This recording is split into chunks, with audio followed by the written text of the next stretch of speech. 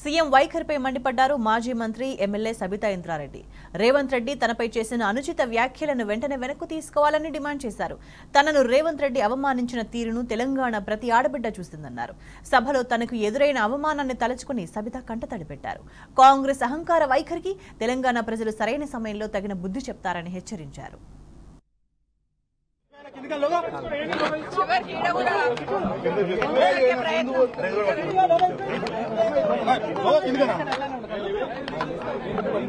ఈరోజు అసెంబ్లీలో ఏం జరిగిందనేది రాష్ట్ర ప్రజలందరూ చూశారు. అసలు ఏం జరిగింది, ఎందుకు గౌరవ ముఖ్యమంత్రి గారు మాట్లాడారనేది ఇప్పటికీ అర్థమైతలేదు. అసలు మేము ఒక మాట మాట్లాడింది లేదు. కేటీఆర్ గారు మాట్లాడుతూ ఉన్నారు. ప్రభుత్వం ఏం చేస్తున్నది, గత ప్రభుత్వం ఏ విధంగా చేస్తున్నారు, ఏ విధంగా తప్పుడు మాటలు మాట్లాడుతున్నారు ఇప్పుడున్న ప్రభుత్వం అనేది లెక్కలతో సహా వివరించే ప్రయత్నం చేస్తా ఉన్నారు. అవన్నీ కూడా వింటా ఉన్నాం. ఎందుకంటే అప్పుల పాలైపోయింది, మిత్తి కడుతున్నాము అనేది తప్పుడు సంకేతాలతో ప్రజలందరికీ తప్పుడు మాటలు మాట్లాడుతూ తప్పుడు ఇన్ఫర్మేషన్ ఇచ్చుకుంటూ హామీలు తప్పించుకునే ప్రయత్నం చేస్తున్నారు కాంగ్రెస్ పార్టీ వాళ్ళు. అదే విషయాన్ని ఈ రోజు గౌరవ మంత్రి గారికి, గౌరవ శాసనసభ్యులు కేటీఆర్ గారు మాట్లాడే ప్రయత్నం చేస్తున్నారు. అసలు ఏంటి బడ్జెట్, ఏంటి, ఎంత ఉంది, ఎంత మిగులు బడ్జెట్ ఉంది, ఇంట్రెస్ట్ కట్టినా వెల్ఫేర్ స్కీమ్స్ ఇచ్చినా కూడా ఎంత డబ్బులు మిగులుతాయి అని చెప్పే ప్రయత్నం చేస్తా ఉన్నారు. అవన్నీ వింటున్నాం మేము కూడా చాలా శ్రద్ధగా. అసలు ఒక మాట మాట్లాడలేదు, ఒక డిస్టర్బెన్స్ చేయలేదు, అట్లీస్ట్ నేను మైక్ అడగలేదు. కానీ సమయం సందర్భం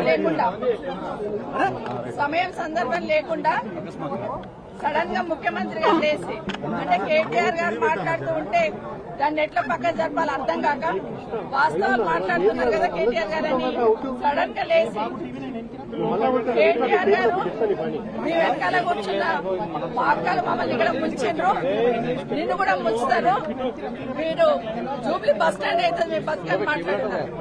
అంటే మహిళలంటే ఎంత గౌరవం అనేది ముఖ్యమంత్రి గారికి అర్థమవుతుంది. ఈ రోజు కొత్త కాదు, బయట మైకులు పెట్టుకుని ఎన్నో మాట్లాడుతుంటారు. ఆ రోజు సోనియా గాంధీ గారి దగ్గర నుండి మొదలు పెడితే ఈ రోజు అసెంబ్లీలో సబితమ్మ వరకు నోటికి ఏదొస్తే మాట్లాడే ప్రయత్నం చేస్తా ఉంటారు. మహిళలంటే ఎక్కడ గౌరవం లేదు, ఏం మాట్లాడాలో ఏం మాట్లాడకూడదు ఆలోచన లేదు.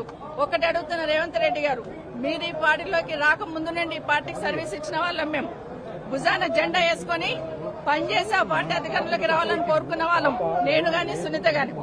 ఈ రోజు నా గురించి సునీత గురించి మాట్లాడుతూ పార్టీకి ఏదో మోసం చేశారని మాట్లాడారు. ఏం మోసం చేశాం? మిమ్మల్ని ఈ రోజు అవతల పార్టీలో ఉన్న మిమ్మల్ని ఈ పార్టీ కాంగ్రెస్ పార్టీలోకి రమ్మని చేయడం ఒకటే నేను చేసిన తప్పు అనిపిస్తుంది ఈ రోజు. ఎందుకంటే ఆ రోజున్న పరిస్థితులలో ఇంకొక మాట మాట్లాడారు రేవంత్ రెడ్డి గారు. ఈరోజు మహిళల్ని అక్కలను నమ్ముకుంటే జూబ్లీ బస్ స్టాండ్ అవుతుంది అంటున్నారు. ఆడబిడ్డలు ఎట్లా ఉంటారో తెలీదా? ఆడబిడ్డలు ఎప్పుడైనా క్షేమం కోరుతారు, నష్టం కోరరు. నమ్ముకున్న వాళ్ళకి ప్రాణమనే ఇస్తాం కానీ నమ్మిన వాళ్ళకి మోసం చేయాలని ప్రయత్నం చేయం. కానీ ఈరోజు ఏదైతే రేవంత్ రెడ్డి గారు మాట్లాడారో, ఒక సునీతమ్మకు సబితమ్మకు జరిగిన అవమానం కాదు ఇది. యావత్ తెలంగాణ మహిళల గురించి మాట్లాడిన మాటలు ఇవ్వండి. ఇప్పటికైనా ఎందుకంటే రేవంత్ రెడ్డి గారు ఒకటి గుర్తుపెట్టుకోవాలి. ఈరోజు ఆడబిడ్డలను అవమానించి ఆడబిడ్డల వ్యక్తిత్వాన్ని అవమానించిన వాళ్ళు ఒక అసెంబ్లీలో ఉన్న మమ్మల్ని మాత్రం అవమానించడం కాదు, అక్కల్ని నమ్ముకుంటే బతుకు బస్టాండ్ అవుతుంది అన్నట్టు మాట్లాడినావు. ప్రతి ఇంట్లో ఆడబిడ్డలు ఉంటారు. తెలంగాణ రాష్ట్ర ఆడబిడ్డలందరూ ఈరోజు ఆలోచిస్తున్నారు ఒక ముఖ్యమంత్రి స్థాయిలో ఉండి. ఎందుకంటే ఈరోజు ఆ స్థానంలో నేను ఈరోజు వచ్చి అసెంబ్లీకి వచ్చి 24 సంవత్సరాల కింద వచ్చినప్పటి నుండి ఆ సీట్ ఏదైతే ఉందో ఆ సీట్ మీద చంద్రబాబు నాయుడు గారిని చూశాను, రాజశేఖర్ రెడ్డి గారిని చూశాను, రోషయ్య గారిని చూశాను, కేసీఆర్ గారిని చూశాను, కిరణ్ కుమార్ రెడ్డి గారిని చూశాను. ఈరోజు మిమ్మల్ని చూస్తున్నాను. ఈరోజు మీరు ఆ సీటుని అగౌరవపరిచారు. మహిళల్ని కామెంట్ చేసి నిండు సభలో ఆ సీటుకున్న గౌరవాన్ని తగ్గించారు. నిజంగా మీ గౌరవం ఉండాలంటే మీరు బేషరతుగా క్షమాపణ చెప్పండి. ఒకటి గుర్తుపెట్టుకోండి రేవంత్ రెడ్డి గారు, ఈరోజు మహిళల గురించి మాట్లాడుతూ బతుకు బస్టాండ్ అన్నారు చూడండి, అది చాలా బాధ అనిపిస్తా ఉంది. మేము నమ్మిన వాళ్ళకి మేము నష్టపోయినా పర్లేదు, మా అన్న తమ్ముళ్ళు బాగుండాలని కోరుకుంటాం. మేము ఏ ఆడబిడ్డ అయినా కూడా ఏ ఆడబిడ్డైనా కూడా క్షేమం కోరుకుంటుంది. కానీ ఈ రోజు కేటీఆర్ గారిని మేము ముందు పెట్టుకుని ఆయన బతికేదో బస్ స్టాండ్ చేసుకునే లెవెల్లో మాట్లాడారు కదా, ఇది బేషరతుగా క్షమాపణ చెప్పమని కోరుతున్నా. కానీ రేవంత్ రెడ్డి గారు ఇంకోటి గుర్తుపెట్టుకోవాలి, ఈ రోజు రేవంత్ రెడ్డి ఆ సీట్లో కూర్చున్నారంటే పొద్దున్న లేస్తే ఇందిరమ్మ పేరు చెప్తారు, సోనియా గాంధీ పేరు చెప్తారు. కానీ అదే సోనియా గాంధీ బలిదేవత అని మాట్లాడింది ఎవరనేది దేశ ప్రజలందరికీ తెలుసు.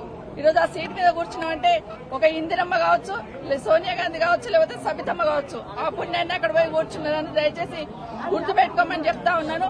ఇప్పటికైనా మీరు మాట్లాడి వెళ్ళిపోయి ఉన్నారు, మరి నా పేరు తీసుకున్నారు, మరి మాకు మాట్లాడే అవకాశం ఇవ్వాలి కదా. అసెంబ్లీలో మాట్లాడే అవకాశం ఇవ్వకుండా దొంగల్లాగా పారిపోయినారు. ఈ రోజు అది కూడా చెప్తున్నాను, ఎందుకు పారిపోయినారు, మా సమాధానం మీద ధైర్యం కూడా మీకు లేదా? భట్టి గారు గౌరవనీయులు డిప్యూటీ సీఎం గారు చాలా గౌరవంగా ఉంటాం, గౌరవంగా మాట్లాడతాం. వచ్చి మాట్లాడుతూ ఉంటే మాకు ఉపశమనంగా ఏదన్నా సంధాయిస్తారేమో అనుకున్నాం. కానీ వారు మాట్లాడుతూ కూడా మాట్లాడిన మాటలు నిజంగా బాధాకరం అనిపిస్తున్నాయి. ఆ రోజు ఏదో అపోజిషన్ లీడర్ గా నా పదవి పోయిందని మాట్లాడున్నారు.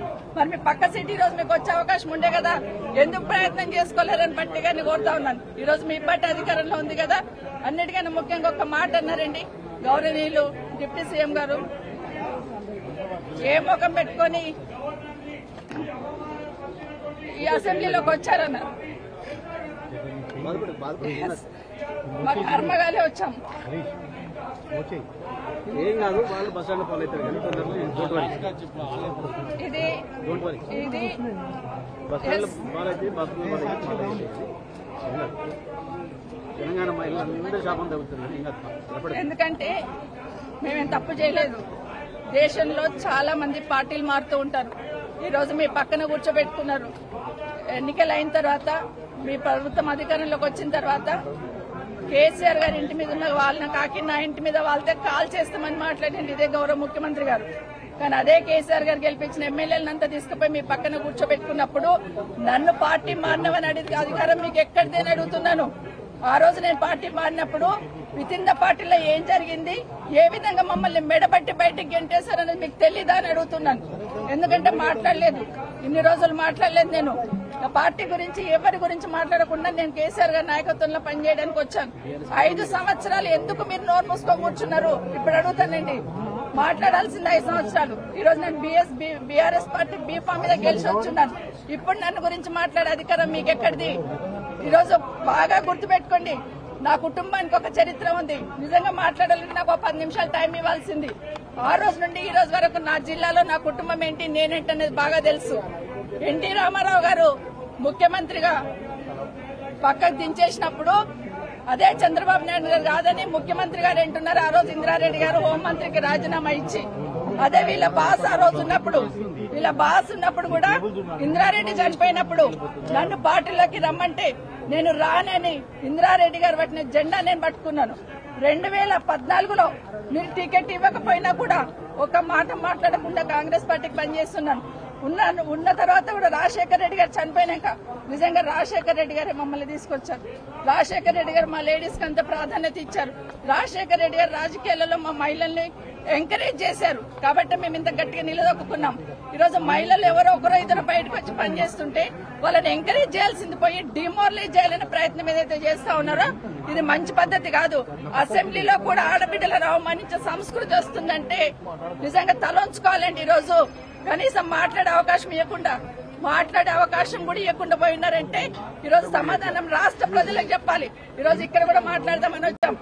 అవసరం లేకపోయినా అరగంట నుండి అక్కడ కాంగ్రెస్ పార్టీలు నిల్చొని ఉన్నారు కాబట్టి ఇక్కడ మాట్లాడాల్సి వచ్చింది. ఈ రోజు రేవంత్ రెడ్డి గారికి నిజంగా ఆ 4 కోట్ల ప్రజలకు సంబంధించిన సీట్ అది. ముఖ్యమంత్రి అంటే రేవంత్ రెడ్డి గారి సొంతమేం కాదు. ఆ సీటు గౌరవం పెరగాలంటే ఈ రోజు మీరు క్షమాపణ చెప్పండి. తెలంగాణ రాష్ట్ర మహిళలందరికీ కూడా ఈరోజు క్షమాపణ చెప్పాల్సిన బాధ్యత ఈరోజు రేవంత్ రెడ్డి మీద ఉంది. భట్టి గారు గౌరవనీయులు డిప్యూటీ సీఎం గారు మీరు మాట్లాడిన మాట ఏదైతే ఉందో ప్రతి ఇంట్లో ప్రతి ఆడబిడ్డకు తగులుతుందండి. ఎందుకంటే మొహం పెట్టుకొని వచ్చిందనే మాట అవసరం లేకపోయినా అరగంట నుండి అక్కడ కాంగ్రెస్ పార్టీలు నిల్చొని ఉన్నారు కాబట్టి ఇక్కడ మాట్లాడాల్సి వచ్చింది. ఈ రోజు రేవంత్ రెడ్డి గారికి నిజంగా ఆ 4 కోట్ల ప్రజలకు సంబంధించిన సీట్ అది. ముఖ్యమంత్రి అంటే రేవంత్ రెడ్డి గారి సొంతమేం కాదు. ఆ సీటు గౌరవం పెరగాలంటే ఈ రోజు మీరు క్షమాపణ చెప్పండి.